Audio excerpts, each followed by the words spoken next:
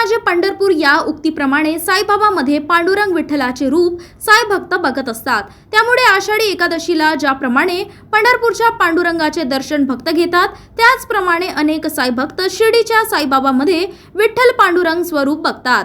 आणि त्यामुळे आज आषाढी एकादशी असल्याने साई संस्थानच्या वतीने समाधी मंदिर व परिसरात आकर्षक फुलांची सजावट करण्यात आली। मनमोहक फुलांची सजावट भक्तांना प्रफुल्लित करीत होती। आषाढी एकादशी निमित्त प्रसाद आलियात आज संपूर्ण दिवस साबुदाणा खिचडी आणि शेंगा दाण्याचे झिरक असा बेत करण्यात आला। आज दिवसभरात 100 ते 150 क्विंटल साबुदाणा खिचडी बनविण्याचे नियोजन केले असल्याचं संस्थाच्या वतीने सांगण्यात आले। माझं नाव संगमेश्वर भीमाशंकर तोंडारे, राहणार शंकरवाडी, तालुका चाकूर, जिल्हा लातूर। पंढरपूर जाऊन आलो, दर्शन घेऊन आलो। आता शिर्डीला आलोय, शिर्डीचं साईबाबाचं दर्शन घेतलो। आता इथं साईबाबाचा फराळाचा आज ही चालू आहे 10 वाजता। आता फराळ करण्यासाठी इथं शिर्डीत आलोय। शिर्डीतून आता इथं शनी-शिंगणापूर जायचं, शनी-शिंगणापूरकडून गावाकडे जायचं। आज नेमकं काय आहे, काय पुण्य लागत होतं? आज आषाढी एकादश आहे।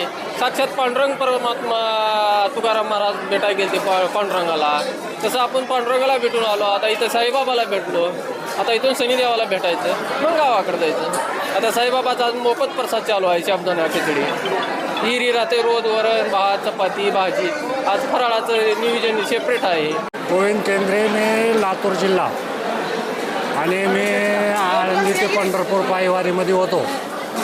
पंढरपूरचं दर्शन करून परत शिर्डीला आलो रात्री, आणि आज एकादशी असल्यामुळं साईबाबाचं दर्शन करून इथं फराळ करण्यासाठी आलो।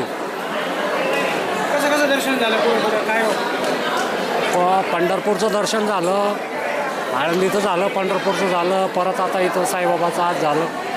आज एकादशी असल्यामुळं साईबाबाचं दर्शन करून आता फराळ करण्यात पांडुरंगाच्या दर्शनाला 8 तास लागलं मला। शिर्डीला 2 तासातला झालं।